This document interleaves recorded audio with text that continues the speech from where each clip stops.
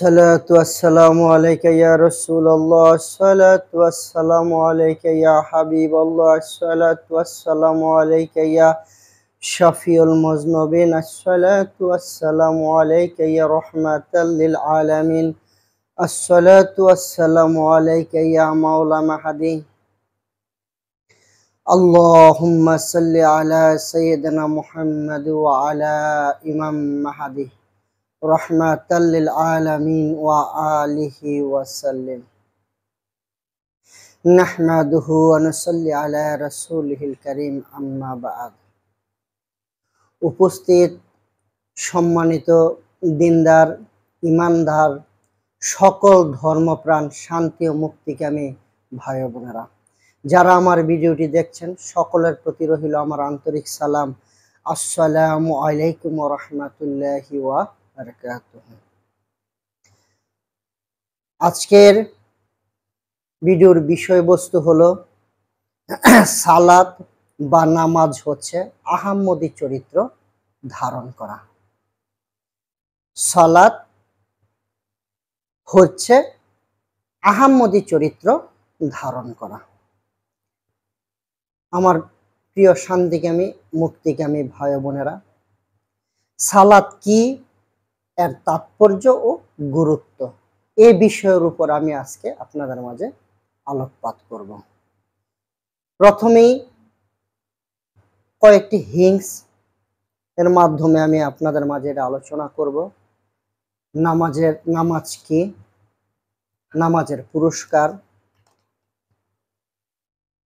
আল্লাহ সালাতের মাধ্যমে আল্লাহ রাব্বুল আলামিনের দিদার লাভ, নামাজে কথোপকথন কেমন হবে,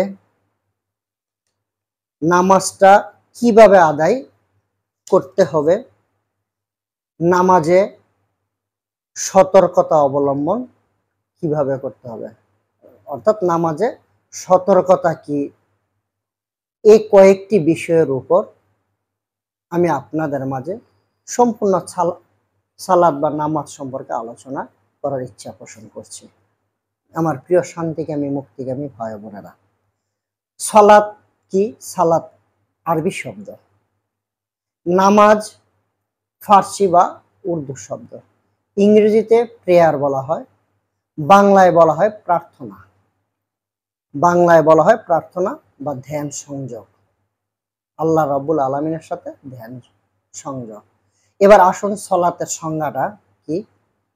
সালাতের আবিধানিক সংজ্ঞা হয়েছে, বান্দা আল্লাহ রাব্বুল আলামিনের সাথে ধ্যান সংযোগের মাধ্যমে যোগাযোগ করবেন, কথোপকথন করবেন, উহাই হচ্ছে সালাত।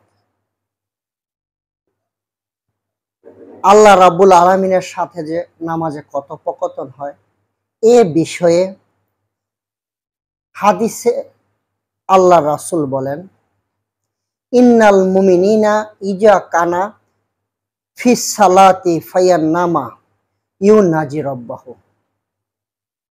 নিশ্চয়ই মোমেন ব্যক্তি যখন নামাজে দাঁড়ান বা নামাজে উপবিষ্ট হন, তখন সে তার প্রভুর সাথে কথোপকথন করে থাকে। আল্লাহ রাসূল বলেন, যদি কোনো মোমেন ব্যক্তি নামাজে দণ্ডায়মান হন, নামাজে উপবিষ্ট হন, তখন সে যেন আল্লাহ রাব্বুল আলামিনের সাথে কথোপকথন করেন। এ হলো আল্লাহ রাসূলের এই হাদিস মোবারক। আমার প্রিয় শান্তিকামী মুক্তিকামী ভাই ও বোনেরা, তাহলে আল্লাহ রাব্বুল আলামিনের সাথে ধ্যান সংযোগ, অর্থাৎ ধ্যানের ঘরে ধ্যানের মাধ্যমে আল্লাহ রাব্বুল আলামিনের সাথে যোগাযোগ করে, সংযোগ স্থাপন করে কথোপকথন করার নামই হয়েছে সালাত বা নামাজ। এবার এই যে ধ্যান সংযোগ আমরা কিভাবে করব?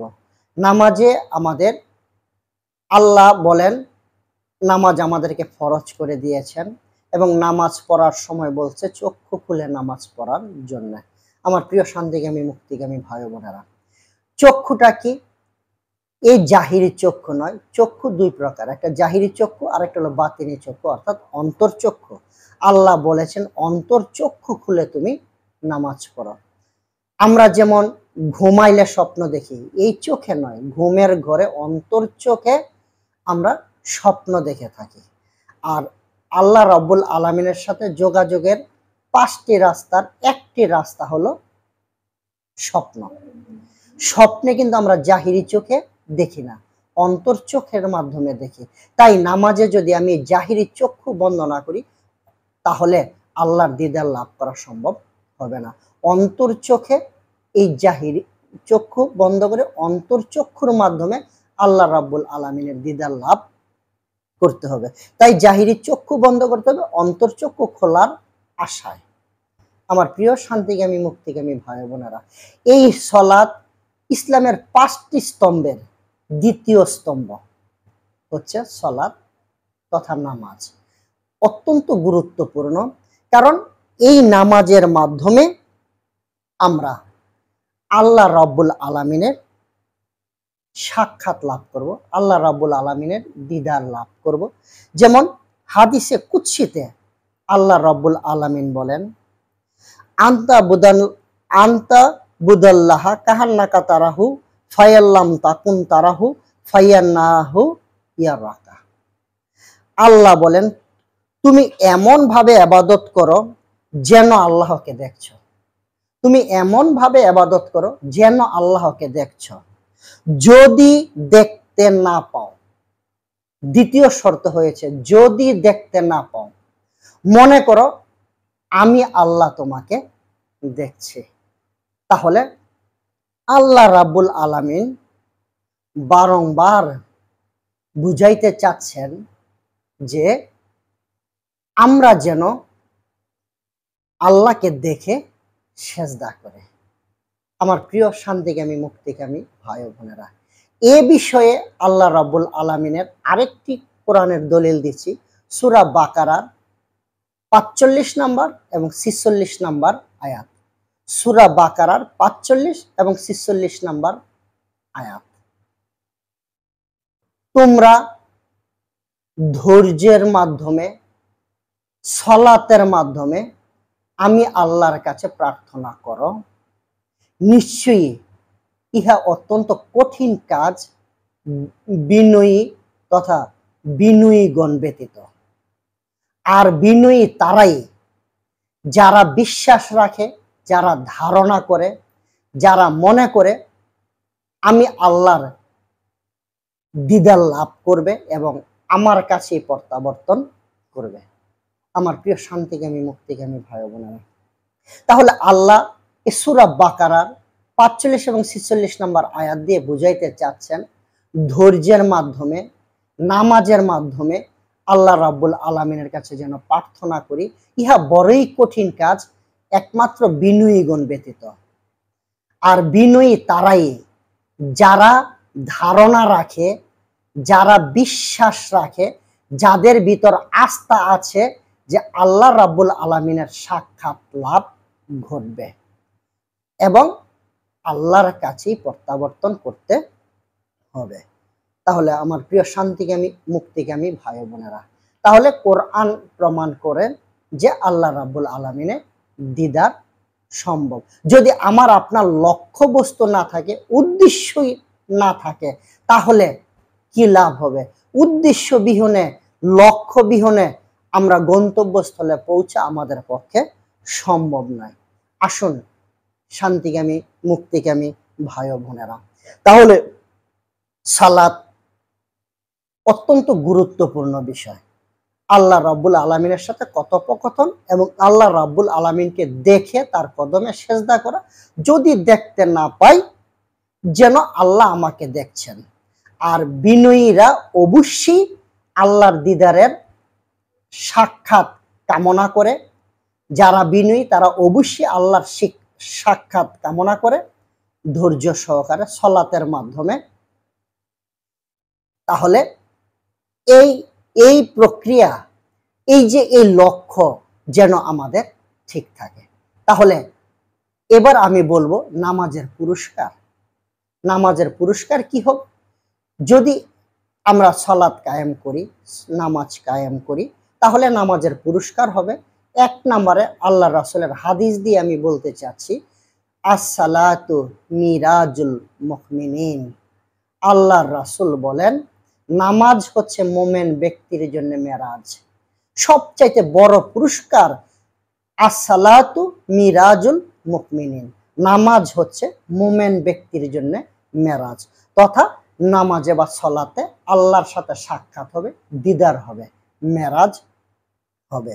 দ্বিতীয় পুরস্কার দেখেন, আল্লাহ রাসূল আবারও বলেন, আসসালাতু মিফতাহুল জান্নাহ। নামাজ হয়েছে জান্নাতের চাবি।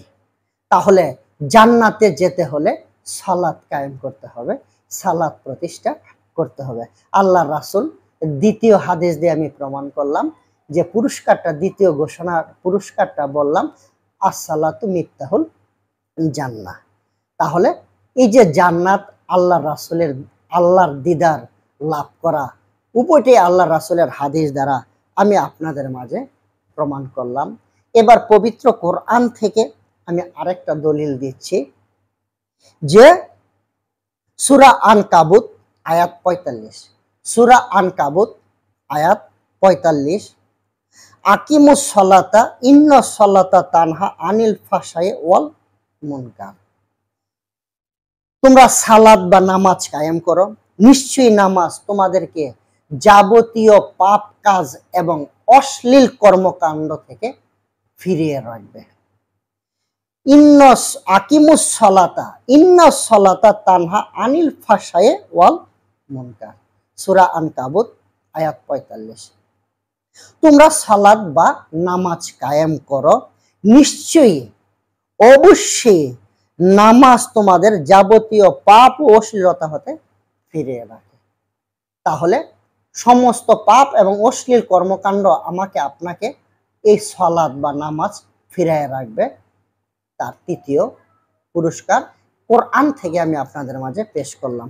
শুধু তাই নয়, আমরা প্রতি ৫ ওয়াক্ত নামাজে আমি আপনাদেরকে আরো সুন্দর মেসেজ দিতে চাচ্ছি, যা সাধারণত আমাদের আলেম ওলামারা এগুলা বলে থাকেন না।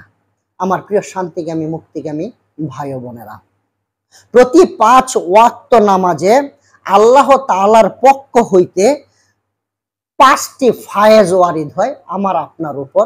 অর্থাৎ ৫টা ফায়েজ বলতে আল্লাহর প্রেম প্রবাহ, অর্থাৎ আল্লাহর একটা মহা শক্তি, আল্লাহ রাব্বুল আলামিনের পক্ষ হইতে একটা মহা শক্তি, যে শক্তির মাধ্যমে আমাদের যত প্রকার খারাপি, কুচিন্তা, কুধারণা, জাদু টোনা, বান, পায়ের পাতা হতে মাথার চান্দি পর্যন্ত সর্বপ্রকার খারাপি, নফস শয়তান, সকল প্রকার খারাপি থেকে আল্লাহ এই মহাশক্তির মাধ্যমে আমাদেরকে হেফাজত করেন। এই ৫ ওয়াক্ত নামাজে আল্লাহ রাব্বুল আলামিনের পক্ষ হইতে ৫টি ফায়েজ ওয়ারিদ হয় এবং গভীর রাতে তাহাজ্জুদের সময় রহমতের ফায়েজ।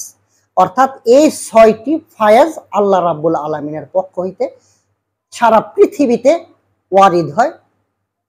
বান্দা ৫ ওয়াক্ত নামাজ এবং তাহাজ্জুদের সময় উঠে এই রহমতের ফায়েজ দ্বারা এই ৫টা ফায়েজ আদায় করে কলবে মুরাকাবার মাধ্যমে সেটা আদায় করতে হয়। সালাতের সাথে সাথে ১২ থেকে ১৫ মিনিট, আধা ঘন্টা মুরাকাবার মাধ্যমে এটা আদায় করে নিতে হবে।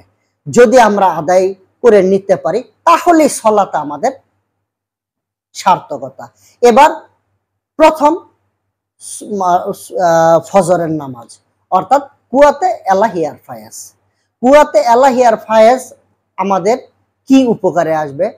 যত প্রকার খারাপি, দুশ্চিন্তা, রোগ বালাই, কঠিন কঠিন রোগ বালাই, জাদু টোনা, বান প্রভৃতি ক্ষতিকারক দিক থেকে এই ফায়েজের মাধ্যমে আমি আপনি রেহাই পাবো। তাহলে কুয়াতে এলাহির ফায়েজের এরকমের শক্তি। এবার জোহর ওয়াক্তের নামাজ, আল্লাহ রাসূলের মহব্বতের ফায়েজ আদায়। অর্থাৎ জোহরের নামাজ আদায় করলে আমার আপনার ভিতর রাসূল সাল্লাল্লাহু আলাইহি ওয়াসাল্লামের মহব্বত আমাদের হৃদয়ে জাগ্রত হবে, রাসূল সাল্লাল্লাহু আলাইহি ওয়াসাল্লামের ভালোবাসা আমার আপনার হৃদয়ে জাগ্রত হবে। অর্থাৎ রাসূল সাল্লাল্লাহু আলাইহি ওয়াসাল্লামের মহব্বতের ফায়েজ। আর আসর ওয়াক্ত এবং মাগরিব ওয়াক্ত, আসর ওয়াক্ত হলো তওবা তওবার ফায়েজ, আর মাগরিব ওয়াক্ত হলো তওবা কবুলিয়াতের ফায়েজ, আর এশার ওয়াক্তে হলো গায়রিয়াতের ফায়েজ। আর রহমতের সময়, তাহাজ্জুদের সময় উঠে রহমতের ফায়েজ। এই যে রহমত হাসিল করতে হয়, তথা 5 ওয়াক্ত এবং তাহাজ্জুদের সময় উঠে রহমতের ফায়েজ, এই 6টি ফায়েজ যদি আমরা গেদার করতে পারি, আল্লাহ রাব্বুল আলামিনের পক্ষ থেকে আমাদের নিজেদের ভিতর এই মহাশক্তি ধারণ করতে পারি, তাহলেই হবে সালাতের সার্থকতা। যেমন আমরা সারা দিনে 3 বার খাই, আবার বিভিন্ন সময়ে নাস্তা বিভিন্ন জিনিস খেয়ে থাকি, কি দেহকে ঠিক রাখার জন্য, ঠিক আত্মাকে ঠিক রাখার জন্য, আত্মাকে শক্তিশালী রাখার জন্য আল্লাহ রাব্বুল আলামিনের পক্ষ হইতে এরকমের 6টি ফায়েজ আদায় করে নিতে হয়। আমার প্রিয় শান্তিকামী মুক্তিকামী ভাই ও বোনেরা, এবার আসুন আমি যে কথা বলতে চাচ্ছি যে নামাজে কথোপকথন কেমন হবে। এই যে আমরা সালাত আদায় করি, এই সালাতে আমাদের কথোপকথন কেমন হবে, নামাজে কি কথাবার্তা হবে, আসুন একটু তালাশ করি। যে আমরা নামাজে সর্বপ্রথমে দাঁড়াই, অঙ্গীকার করে দাঁড়াই, দুনিয়ার সমস্ত ধ্যান ধারণা চিন্তা ভাবনা বাদ দিয়া আল্লাহর সম্মুখে হাজির হই, আল্লাহর কাছে বিনীতভাবে আরজ করি। যেমন একজন আসামিকে যখন কাঠগড়ায় দাঁড়ান করা হয়, তাকে ওয়াদা করানো হয়, যাহা বলিব সত্য বলিব, সত্য বিনে মিথ্যা বলিব না। আমি আপনার নামাজে দাঁড়ানোর আগে কিন্তু এরকম অঙ্গীকার করে দাঁড়াইছি, যাতে সলাতে আল্লাহর সাথে কথোপকথন করব, যে কথাগুলো আমার আপনার উপকারে আসবে, যে কথাগুলো না বললেই নয়, আমার আপনার সুবিধার্থে, আমার আপনার উপকারার্থে, এই কথাগুলো আল্লাহর সাথে ভাব বিনিময় করতে হবে। সকল সূরা দিয়ে নামাজ পড়লেই হবে, তারপরেও আমাকে আপনাকে প্রয়োজন সাপেক্ষে সে আয়াতগুলা পড়তে হবে যেগুলা রব্বানার আয়াত, অর্থাৎ আল্লাহ রাব্বুল আলামিনের কাছ থেকে চাওয়ার আয়াত, যে এই কথাগুলা প্রার্থনামূলক কথাবার্তা। যেমন আমরা সূরা ফাতিহা বলে থাকি, আলহামদুলিল্লাহি রাব্বিল আলামিন আর রহমানির রহিম মালিক ইয়াউমিদ্দিন ইয়াকা না'বুদু ওয়া ইয়াকা নাস্তাইন ইহদিনাস সিরাতাল মুস্তাকিম সিরাতাল লাযিনা আন'আমতা আলাইহিম গায়রিল মাগদুবি আলাইহিম ওয়ালাদ-দাল্লিন। আমিন। অর্থাৎ পরম করুণাময় অতি দয়ালু রব্বুল আলামিনের কাছে এই যে আমরা দাঁড়াইলাম, বললাম আপনি বিচার দিবসের মালিক, আপনি সর্বময় ক্ষমতার অধিকারী, আমরা আপনার কাছে সাহায্য চাই, আপনার কাছে পানাহ ভিক্ষা চাই, আমাদেরকে শেষ পথে সহজ সরল পথে চালান, যারা আপনার বন্ধু রূপে গিয়েছে তাদের পথে নয়, যারা আপনার শত্রু, যাদেরকে আপনি অভিশপ্ত করেছেন। তাহলে এই যে সমস্ত কথাগুলো আল্লাহর সাথে ভাব আদান প্রদান, তাই এর সাথে আপনি যে কোনো একটা প্রার্থনার সূরা আদায় করেন সূরা ফাতিহার পরে। যেমন আপনি যদি বলেন যে রব্বানা জালামনা আনফুসানা ওয়া ইন লাম তাগফির লানা ওয়া তারহামনা লানাকুনান্না মিনাল খাসিরিন, হে আল্লাহ, হে আমার প্রতিপালক, আমরা নিজেদের বড়ই ক্ষতি করেছি, আর যদি আমাদেরকে ক্ষমা না করো, আমাদের প্রতি অনুগ্রহ না করো, অবশ্যই আমরা ক্ষতিগ্রস্তদের অন্তর্ভুক্ত হয়ে যাব। তাহলে দেখেন কথাগুলা, যে আল্লাহর সাথে সূরা ফাতিহার মাধ্যমে প্রশংসা করলাম, আবার আল্লাহর কাছে চাইলাম, পরের আয়াতটা দিয়েও আমরা আল্লাহর কাছে চাইলাম। যেমন প্রত্যেকটা রাব্বানার আয়াত, রব্বানা আতিনা ফিদ দুনিয়া হাসানাতা ওয়া ফিল আখিরাতি হাসানাতা ওয়া কিনা আযাবান্নার, হে আমাদের প্রতিপালক, আমাদেরকে দুনিয়া ও আখিরাতের কল্যাণ দান করো। সূরা ফাতিহার পরে আপনি বলেন যে হে আমার প্রতিপালক, আমাদেরকে দুনিয়া ও আখিরাতের কল্যাণ দান করো এবং আমাদেরকে দুজকের আযাব থেকে রক্ষা করো। আমার প্রিয় শান্তিকামী মুক্তিকামী ভাই বোনেরা, এ সমস্ত হবে আল্লাহর সাথে কথোপকথন। সেগুলা কি সূরা ফাতিহার পর যতগুলা রব্বানার আয়াত আছে, রব্বানা দিয়ে যে আয়াতগুলা শুরু, এগুলা হলো প্রত্যেকটা প্রার্থনামূলক আয়াত। আর আপনি যদি সূরা ফাতিহার পরে বলতেছেন যে আলাম তারা কাইফা ফাআলা রাব্বুকা বিআসহাবিল ফিল, অর্থাৎ আমি সংক্ষিপ্ত আকারে বলছি, হে হাবিব, আল্লাহ বলতেছেন হে হাবিব, আপনি কি দেখেননি আমি আদ এবং সামুদ পরিবারকে কিভাবে আবাবিল পাখি দ্বারা ধ্বংস করেছি। সলাতে কি বলেন সূরা ফাতিহার পর যে আমাকে সহজ সরল পথে চালাও, যে পথে তোমার বন্ধুরা গিয়েছে ওই পথে নয় যে পথ তোমার অভিশপ্ত। এরপরে কি আমি কথা বলতে পারি, হে হাবিব আপনি কি দেখেননি আদ এবং সামুদ পরিবারকে আমি কিভাবে ধ্বংস করেছি? আমার প্রিয় শান্তিকামী মুক্তিকামী ভাই বোনেরা, তাব্বাত অর্থাৎ আবু লাহাবের হাত ধ্বংস হোক। আমি কি সলাতে আবু লাহাবের হাত ধ্বংস হোক এখন আবু লাহাব আছে? আমার প্রিয় শান্তিকামী মুক্তিকামী ভাই বোনেরা, যে কোনো সূরা আপনি পড়তে পারেন, কিন্তু আমার আপনার জন্য প্রয়োজন আল্লাহ রাব্বুল আলামিনের কাছ থেকে চাওয়া। যেমন প্রার্থনার সূরাগুলো সবগুলো আল্লাহ রাব্বুল আলামিনের, আমার আপনার সুবিধার্থে, আমার আপনার প্রয়োজনে সূরা ফাতিহার পর এই প্রার্থনার আয়াতগুলোই হলো উত্তম। আমার মহান মুর্শেদ যুগশ্রেষ্ঠ মহামানব ওলিদের বাদশাহ ওলিদের সম্রাট হযরত শাহ দেওয়ানবাগী রহমাতুল্লাহ আলাই বলেন যে সূরা ফাতিহার পর প্রার্থনার আয়াত দিয়ে সালাত কায়েম করবেন। আমরা আশিকে রাসূলরা সূরা ফাতিহার পর প্রার্থনার সূরা দিয়ে সালাত আদায় করে থাকি। আমার প্রিয় শান্তিকামী মুক্তিকামী ভাই বোনেরা, এবার নামাজটা আপনি কিভাবে আদায় করবেন, নামাজটা কেমন হবে? নামাজ যে আমাদেরকে আহাম্মদী চরিত্র ধারণ করায়। আহাম্মদ মানে কি? আহাদে আল্লাহর নাম হলো আহাদ, আর রাসূল সাল্লাল্লাহু আলাইহি ওয়াসাল্লামের নাম হলো আহাম্মদ। আহাদে আহাদ আর আমাদের নবীর নাম হলো আহাম্মদ। তাহলে এই আহাম্মদী চরিত্র ধারণ করাই হচ্ছে সালাত। আমার প্রিয় শান্তিকামী মুক্তিকামী ভাই বোনেরা, তাহলে আহাম্মদী চরিত্রটা কি? যেমন আহাম্মদ লিখতে 5টা হরফ লাগে, আলিফ হা মিম দাল। আলিফ হা মিম, আলিফ হা মিম দাল। অর্থাৎ এই যে দেখেন আমি যখন নামাজে দাঁড়াই তখন আমাকে কিন্তু আলিফের মতো দেখতে দেখা যায়, আলিফ খালি। এই অবস্থায় চলবে না কোনো তালিবেল, অর্থাৎ দুনিয়ার কোনো চিন্তা ভাবনা আমার আপনার মাথায় আসা যাবে না, আলিফ যেমন খালি। এবার আমি যখন রুকুতে যাই তখন আমাকে হায়ের মতো দেখায়, হায়েও কোনো নকটা নাই, হা খালি। এই অবস্থায়ও আমাকে আপনাকে থাকতে হবে খালি, চলবে না কোনো দুনিয়ার তালিবালি, অর্থাৎ কোনো ধ্যান চিন্তা ভাবনা আমার মাথায় আসা যাবে না। আমি যখন এবার সেজদায় যাই আমাকে তখন মিমের লাইন দেখা যায়, মিমের মতো আমাকে দেখা যায়। তাহলে মিমও খালি, এর মধ্যে কোনো নকটা নাই। এই অবস্থায়ও কোনো চিন্তা ভাবনা করা যাবে না, আমাকে আপনাকে হতে হবে খালি, অর্থাৎ দুনিয়া চিন্তা মুক্ত হতে হবে।